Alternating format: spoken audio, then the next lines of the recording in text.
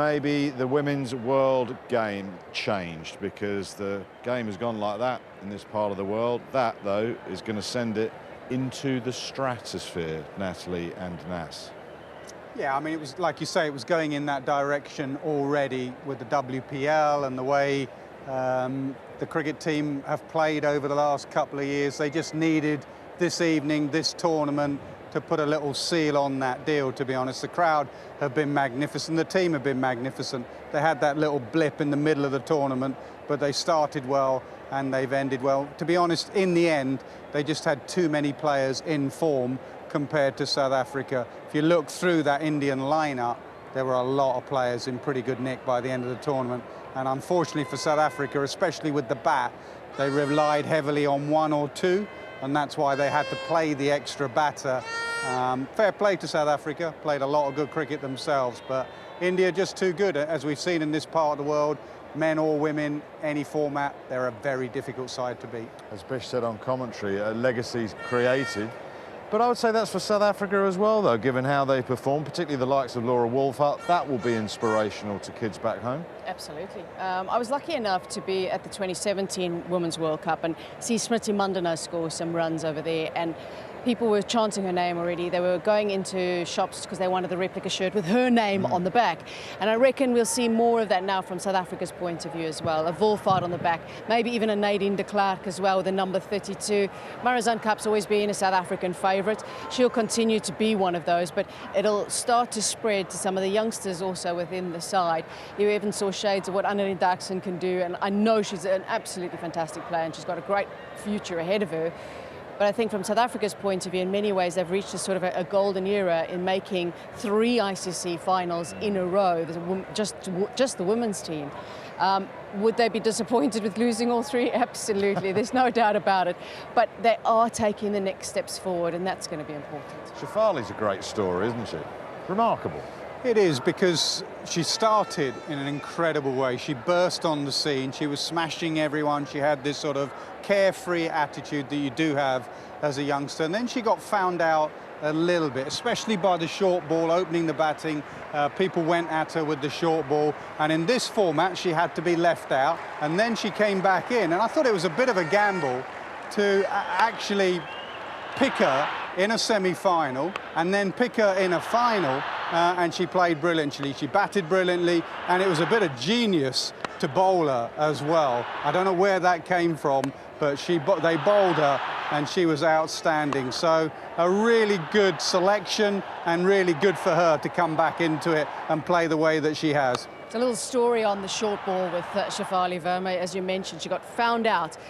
She used to play a lot with young boys when she was much younger, and she learned a lot from them as well.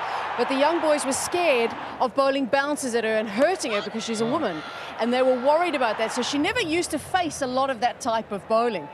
And what happened? She grew up on, obviously, flatter surfaces as well, which makes the big difference.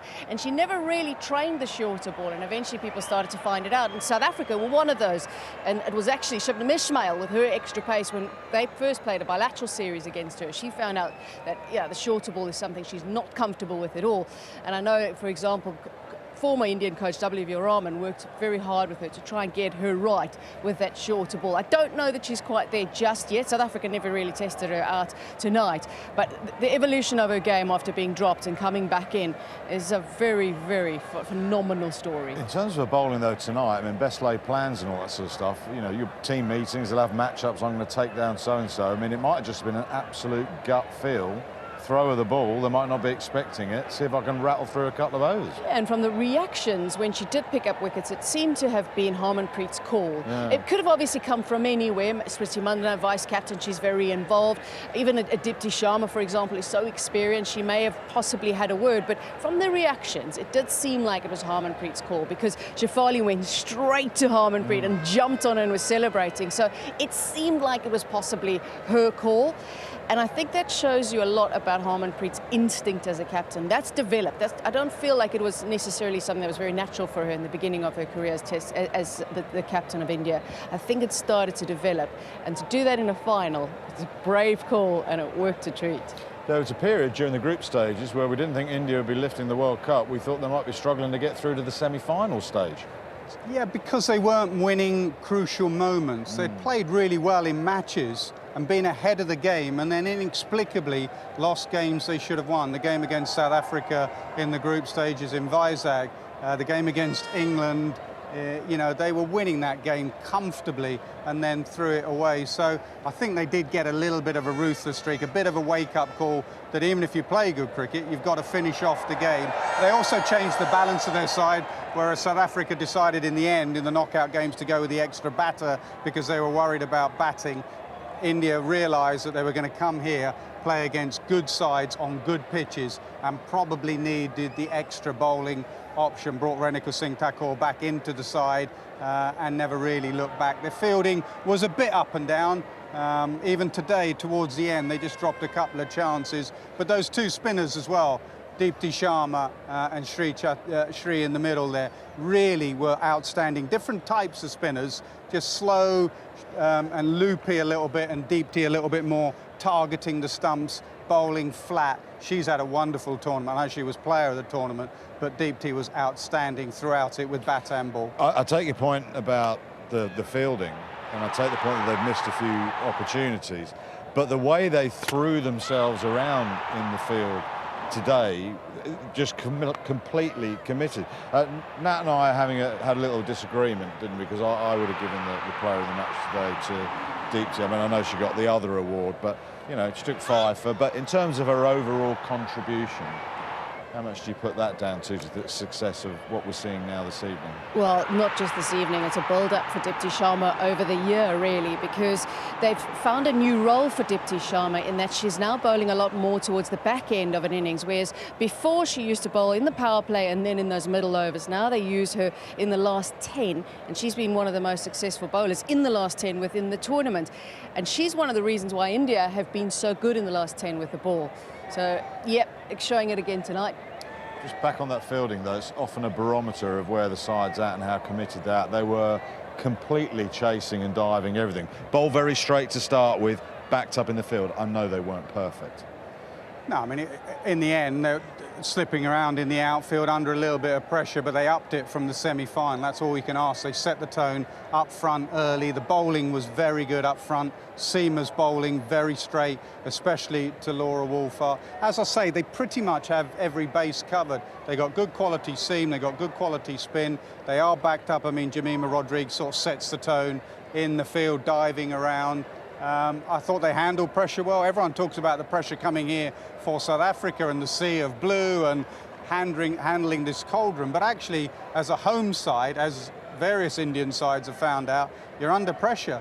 You lose this, and you go very quickly from hero to zero in this part of the world, and you'll get, you know, vilified tomorrow and same old story, losing another. You talk about South Africa losing finals. For this women, it would be losing another final. So that was a massive moment, especially for Harmanpreet.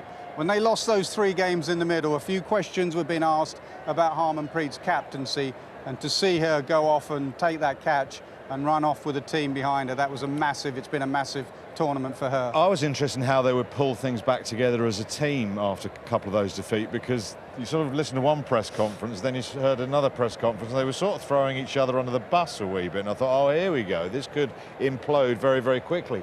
Actually, it didn't. They got a dressing down from the coach, apparently, as well, and that Harmanpreet spoke quite honestly about that, in the sense that after the England game in particular, they took them into the dressing room and every single person was told why this was not something that should have happened and whether it was their role, something that they did wrong. And she was very clear on how he was quite strong with his words on them, which he normally isn't. He's normally quite quiet, and he's not somebody who will go at you and be aggressive. She said he was aggressive in the right ways, and they felt that this was important to get their campaign back on track. Laura Wolvaardt, we've got to touch on her. I mean, 100 in the World Cup final in a losing cause. A magnificent 100 in the semi-final, one of the best innings I've seen in a women's ODI. And her numbers are quite staggering. 24 matches in ICC Women's World Cup history, and she slots in second behind Debbie Hockley of Australia, who played 45, of New Zealand, I do apologise, who played 45 games. I mean, those numbers are staggering. Absolutely brilliant. And I'll tell you what, her numbers get even better as captain of South Africa. She averages close to 60 as captain, which is absolutely phenomenal. And her strike rate has gone up as well. So since she's taken over the reins as captain, she's just got better and better. And to do it back-to-back, semi-finals and a final in an ODI World Cup is really special. Taking a game forward as well with a bat in terms of power, would you say? Yeah, I think so. I think every time we've seen her, when she came in, she always had that touch, she always had that offside game. It's a combination of power, but also confidence. Once you become a confident cricketer, and you see that now, the way she's grown, but she has taken her game on. She now believes she can open up offside, leg side. I love the way she bats. I love the way she captains. I like the hunger for runs. I like the fact she's done it in big games. That says a volume for your character that you can do it in a semi-final. 169 against England, then you come to a final in a big run chase and get 100 like that. So she'll be hugely disappointed. You set off as a South African captain wanting to create history, so she'll love the runs, but she'll feel a huge sense of disappointment more than anything. But she shouldn't. She should be a very proud South African. She's batted brilliantly throughout. Marizanne Kapp not quite at her best today with the ball. I thought, blimey, won the toss, got to be a bit of residual moisture. And it was almost like the follow-through was a bit limited as well. I don't know if she's carrying an injury, but she didn't have that snap, that swing, whatever. It just was lacking in the early overs today. Yeah, it almost looked like she had the yips out of nowhere. And it's almost inexplicable that that's happened from semi-final to final, of course. I think that's what's important, is that she wasn't able to take it from semi-final into the final. So unfortunately for her, it just wasn't her day. She was brilliant in the semi-final. She was indeed.